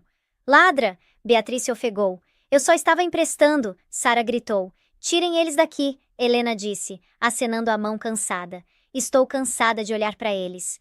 Os próximos 10 minutos foram um borrão de miséria caótica. A equipe de segurança marchou. Beatrice, Liam e os convidados para o saguão. Beatrice tentou correr escada acima para o cofre de joias, mas um guarda bloqueou o caminho. Apenas o essencial, senhora, o guarda disse. Ele entregou um casaco pesado de lã do armário. Vista isso. Meus diamantes, Beatrice lamentou. As pérolas da minha mãe pertencem à propriedade. Arthur chamou da sala de jantar, onde estava calmamente cortando um pedaço de peru. Que pertence a mim, que por extensão pertence a Helena. Liam estava parado perto da porta segurando um par de botas. Olhou para trás para Helena, que os tinha seguido até o corredor. Ela estava na grande escadaria, olhando para baixo para eles. Uma reversão da posição que ela tinha ocupado por 3 anos. Helena. Liam sussurrou. Para onde a gente deveria ir? Helena alcançou o bolso. Tirou o vale-presente que Beatrice tinha dado a ela naquela manhã, o da agência de empregos. Ela deixou flutuar escada abaixo. Caiu aos pés de Liam. Pronto, Helena disse. Isso deve ajudar você a se reerguer. Ouvi dizer que tem vagas para pedreiro. É um trabalho bom e honesto, Liam. Beatrice soltou um soluço de raiva. Sua bruxa! Você planejou isso. Você nos enganou. Eu só assinei os papéis que vocês me deram, Helena disse. Adeus, Beatrice. Ou devo dizer, Sra. Sterling. As pesadas portas de carvalho foram abertas. O vento uivou para dentro do saguão aquecido, trazendo um redemoinho de neve. Os seguranças gentil mas firmemente os empurraram para fora. Beatrice tropeçou nos saltos. Liam tentou segurá-la. Sarah e os pais correram para o carro deles, o motor rugindo enquanto saíam em disparada pela entrada, deixando os Sterling para trás. Liam e Beatrice ficaram de pé na entrada da mansão que costumavam possuir. A neve já estava encharcando os sapatos finos de dentro de casa. As portas massivas bateram. A fechadura clicou. Do lado de dentro, Helena foi até a janela e os observou. Viu Liam batendo na porta por um momento, depois desistindo. Viu eles caminhando pela longa entrada congelada em direção à estrada principal. 2 figuras escuras desaparecendo no vazio branco. Você está bem? Arthur perguntou, vindo por trás e colocando a mão no ombro dela. Helena tocou o vidro. Eu achei que ia me sentir culpada, ela sussurrou. Achei que ia me sentir triste. E eu me sinto... Ela respirou fundo. Mais leve do que me senti em toda a minha vida. Arthur sorriu. Bom, porque o trabalho de verdade começa amanhã. Eles não vão aceitar isso deitados. Pessoas como Beatrice nunca aceitam. São como ratos encurralados. Vão morder. Deixa eles morderem, Helena disse, se afastando da janela. Eu também tenho dentes agora. 3 semanas depois, o motel Golden Glades era tudo menos dourado. Era um estabelecimento de beira de estrada nos arredores de Nova Jersey, o tipo de lugar onde a placa de neon zumbia incessantemente e os lençóis cheiravam a fumaça de cigarro velho. O quarto 104 era apertado. Roupas estavam empilhadas nas cadeiras de laminado barato. Embalagens de comida delivery cobriam a pequena mesa. Beatrice Sterling estava sentada na beira da cama, encarando a TV. Uma estação de notícias local estava passando. E nas notícias de negócios, a Vence Global anunciou a aquisição da Sterling Architecture, visando redirecionar os ativos da firma falida em projetos de habitação popular. A iniciativa está sendo liderada pela filha de Arthur Vence, a recém-revelada Helena Vence, que tomou a cidade de assalto. Na tela, Helena parecia radiante. Estava usando um terno de poder branco, cortando uma fita num canteiro de obras. Parecia poderosa, bonita, rica. Beatrice jogou o controle remoto na TV, rachou a tela, mas não parou a imagem de Helena sorrindo. Ela está zombando da gente, Beatrice sibilou. Ela está transformando nosso legado em casas populares. Liam saiu do banheiro. Parecia terrível. Não tinha feito a barba em dias e tinha perdido peso. Mãe, para com isso. A gente tem problemas maiores. Os cartões de crédito estão todos recusados. O gerente disse que se a gente não pagar até amanhã, estamos na rua. A gente não vai pagar, Beatrice disparou. A gente vai recuperar o que é nosso. Como? Liam desabou na outra cama. Ela tem bilhões, mãe. A gente tem $12 e um passe de ônibus. Houve uma batida na porta. Beatrice alisou o cabelo. Atende, é o advogado. A gente não pode pagar advogado, Liam gemeu. Esse está trabalhando por contingência, Beatrice disse com um sorriso sombrio. Liam abriu a porta. Um homem baixo e suado num terno marrom mal ajustado entrou. Carregava uma pasta que parecia ter sido mastigada por um cachorro. Esse era Marcus Thorne, um homem conhecido no submundo jurídico como a Hiena.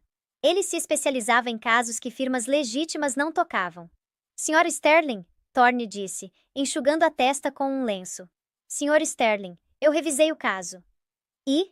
Beatrice perguntou ansiosamente. O que você encontrou? É complicado, Thorne admitiu, sentando na pilha de roupas. Ela assinou os papéis do divórcio. A execução foi legal. A equipe de Arthur Vence é a prova d'água. O rosto de Beatrice caiu. Então você é inútil? Porém, Thorne ergueu um dedo. Existe a corte da opinião pública, e existe o conceito de fraude conjugal e sofrimento emocional. Veja, se pudermos provar que Helena Vence escondeu a identidade dela maliciosamente para causar dano financeiro a vocês, prendendo vocês em dívidas enquanto ela sentava numa fortuna, podemos processar por danos massivos. Ela fez isso, Liam disse. Ela nos assistiu lutar por 3 anos. Ela podia ter passado um cheque e salvado a firma. Exatamente. Thorne sorriu, revelando dentes amarelos. A gente pinta ela como uma sociopata. A bilionária que fingiu ser pobre para torturar o marido. A gente vai para a imprensa. A gente entra com um processo de 50 milhões em pensão e danos emocionais. A Vence Global odeia má publicidade. Eles vão negociar só para calar a gente. Os olhos de Beatrice se iluminaram. Eu quero ela destruída. Quero o nome dela arrastado na lama. A gente lança amanhã, Thorne disse. Marquei uma coletiva de imprensa nos degraus do tribunal. A gente vai fazer de vítimas. A pobre família deslocada, expulsa na neve no Natal pela herdeira sem coração. Na manhã seguinte, o circo midiático começou. Helena estava no escritório do pai em Manhattan, uma torre de vidro com vista para a cidade. Estava revisando plantas para o novo projeto de habitação, quando a assistente entrou correndo, pálida. Senhorita Vence, você precisa ver isso. Ela ligou o monitor na parede. Lá estava Beatrice, de pé na frente de um enxame de microfones, usando o velho casaco surrado, uma escolha calculada de figurino. Liam estava ao lado dela, parecendo abatido. Ela mentiu pra gente. Beatrice soluçou pras câmeras, espremendo lágrimas falsas. A gente acolheu ela quando era uma ninguém, alimentamos ela, vestimos ela, e o tempo todo ela estava rindo da gente. Ela assistiu meu filho se matar de trabalhar, sabendo que podia ajudar, mas escolheu não ajudar. Ela é um monstro que roubou nossa casa na noite de Natal. O ticker de notícias dizia: horror da herdeira, Helena Vence torturou o marido por esporte? Arthur Vence entrou na sala. Parecia furioso. Vou caçar a licença do advogado deles até o meio-dia. Vou processá-los por difamação. Não, Helena disse, encarando a tela. Ela assistiu Liam concordando com as mentiras da mãe.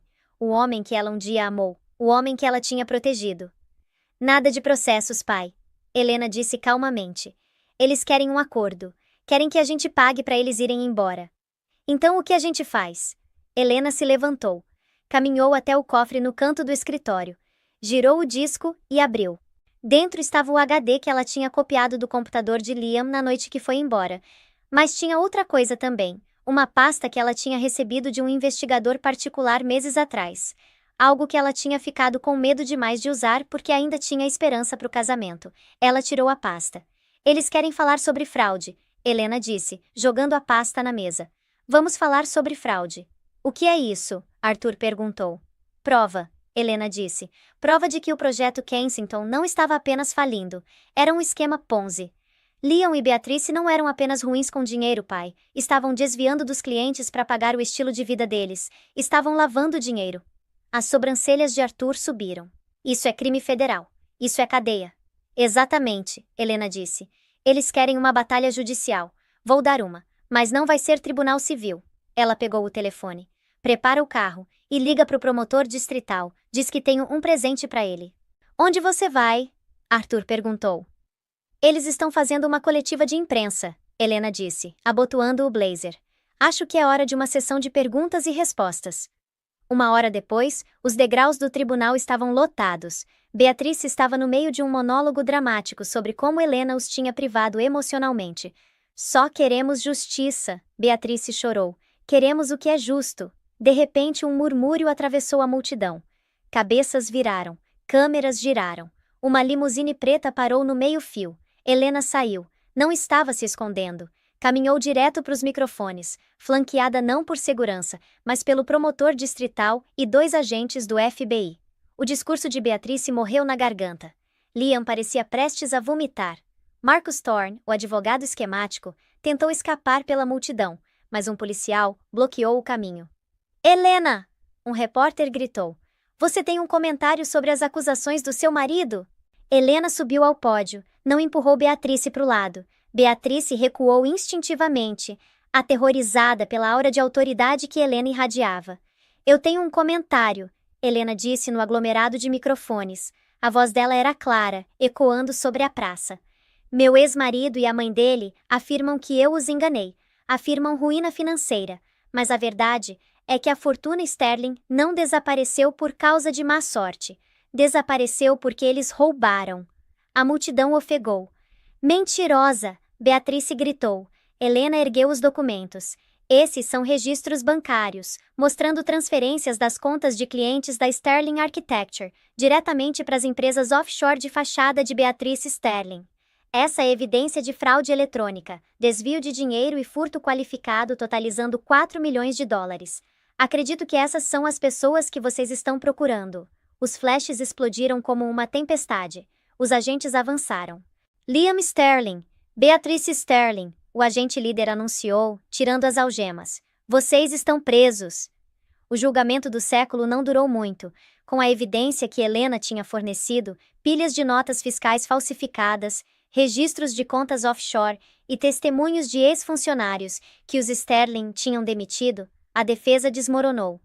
6 meses depois daquela fatídica expulsão de Natal, Helena estava sentada na primeira fila do Tribunal Federal. Usava um vestido azul marinho simples, o cabelo solto. Não precisava do vestido vermelho ou dos diamantes hoje. Hoje, ela só precisava da verdade. No banco da defesa, Beatrice Sterling parecia um fantasma. O cabelo estava grisalho e desgrenhado, a tintura tendo crescido meses atrás. Usava um macacão laranja, que contrastava horrivelmente com a pele pálida e trêmula. Liam estava sentado ao lado dela, a cabeça nas mãos, incapaz de sequer olhar para o juiz. Beatrice Sterling, o juiz Reynolds trovejou, a voz ecoando no tribunal silencioso. Pelos crimes de fraude eletrônica, furto qualificado e conspiração para lavagem de dinheiro, este tribunal a considera culpada. Beatrice soltou um gemido baixo, agarrando o braço de Liam. E você, Liam Sterling, o juiz continuou, pela sua cumplicidade e participação ativa nesses esquemas para fraudar seus investidores, você também é considerado culpado. O martelo caiu com um som como um tiro. Beatrice Sterling é sentenciada a 12 anos em prisão federal. Liam Sterling é sentenciado a 8 anos. Vocês serão levados sob custódia imediatamente. Beatrice gritou. Era um som cru e primitivo de uma mulher que percebeu que a vida tinha acabado. Não, vocês não podem. Eu sou uma Sterling. Eu tenho posição. Você é uma criminosa, senhora Sterling, o oficial de justiça disse, puxando as mãos dela para trás para algemá-la. Enquanto eram arrastados para a porta lateral que levava às celas, Liam parou. Ele travou os olhos em Helena. Não havia mais arrogância, nenhum escárnio, apenas um garoto aterrorizado que tinha deixado a mãe destruí-lo. Helena? Ele engasgou. Me desculpa. Helena olhou para ele. Procurou no coração por raiva, por ódio, por satisfação, mas não encontrou nada disso. Apenas sentiu um alívio profundo e silencioso. Adeus, Liam. Ela sussurrou. Ela não os assistiu sair. Se levantou, pegou a bolsa e saiu do tribunal. Do lado de fora, o sol estava brilhando. A imprensa estava lá, mas Arthur tinha arranjado uma saída privada. Enquanto ela entrava no banco de trás do carro, o pai estava esperando. Acabou? Arthur perguntou. Acabou, Helena assentiu. Ela encostou a cabeça no ombro dele. Eles se foram. E a casa? Arthur perguntou. Helena sorriu. Eu tenho um plano para ela. A neve estava caindo de novo em Greenwich, Connecticut, mas dessa vez, a atmosfera na antiga propriedade Sterling era muito diferente. Os portões de ferro estavam abertos. A placa que um dia dizia Mansão Sterling tinha sido removida. No lugar dela estava uma placa de madeira acolhedora. Santuário Vance para mulheres. Helena estava no saguão, o mesmo saguão onde tinha sido humilhada, onde tinha sido tratada como empregada. As estátuas frias e imponentes tinham ido embora. As paredes estavam pintadas de um creme acolhedor. A casa estava cheia do som de risadas, de crianças brincando, de vida. Helena tinha transformado a propriedade numa casa de transição para mulheres fugindo de casamentos abusivos e ruína financeira. Usou a fortuna Sterling, ou o que foi recuperado dela, para financiar assistência jurídica, treinamento profissional e moradia para mulheres que não tinham nada. Helena. Ela se virou para ver Henry, o velho mordomo. Ele não tinha sido demitido. Helena o contratou de volta como gerente da propriedade, com um salário 3 vezes maior do que Beatrice pagava. Os convidados estão sentados para o jantar, senhorita Vance. Henry sorriu. E o peru está assado à perfeição. Nenhum polimento necessário. Helena riu. Obrigada, Henry. Ela entrou na sala de jantar. A longa mesa onde ela um dia sentou sozinha no assento das crianças estava lotada. Mulheres de todas as idades sentadas ali, compartilhando histórias, passando comida, seguras e aquecidas. Na cabeceira da mesa estava Arthur Vance, usando um chapéu de Papai Noel e parecendo ridículo, mas feliz. Estava cortando o peru. Aí está ela, Arthur trovejou. A chefe. Helena tomou seu assento. Não na cabeceira, mas bem no meio, cercada pela nova família dela. Ela olhou ao redor da sala e pensou na garota que costumava ser. A professora tímida que polia a prataria para ganhar um resquício de afeto. Aquela garota tinha ido embora. No lugar dela estava uma mulher que tinha atravessado o fogo e construído um farol nas cinzas. O celular dela vibrou. Era um alerta de notícias. Atualização. Sarah Dayum pede falência após império imobiliário do pai entrar em colapso devido à investigação ligada ao escândalo Sterling. Helena deslizou a notificação sem ler o resto. Não ligava.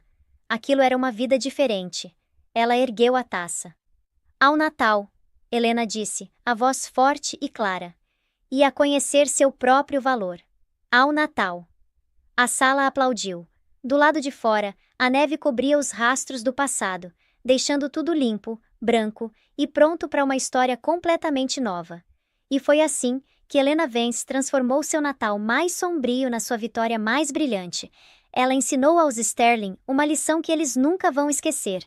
Você nunca sabe com quem está falando, e gentileza é uma moeda mais valiosa que qualquer diamante. Os Sterling achavam que poder vinha de humilhar os outros. Mas Helena provou que o verdadeiro poder vem de se defender. E você? Se você fosse Helena, teria perdoado Liam? Ou ele recebeu exatamente o que merecia? Me conta nos comentários aí embaixo. Eu leio cada um deles. Se você curtiu essa história de justiça e vingança, por favor dá aquele like. Isso realmente ajuda o canal a crescer. E não esquece de se inscrever e ativar o sininho para nunca perder uma história nova. A gente tem um drama chocante vindo na semana que vem sobre uma noiva fugitiva e um bilhete de loteria secreto que você não vai querer perder. Obrigado por assistir e lembra, a melhor vingança é viver bem. Até a próxima!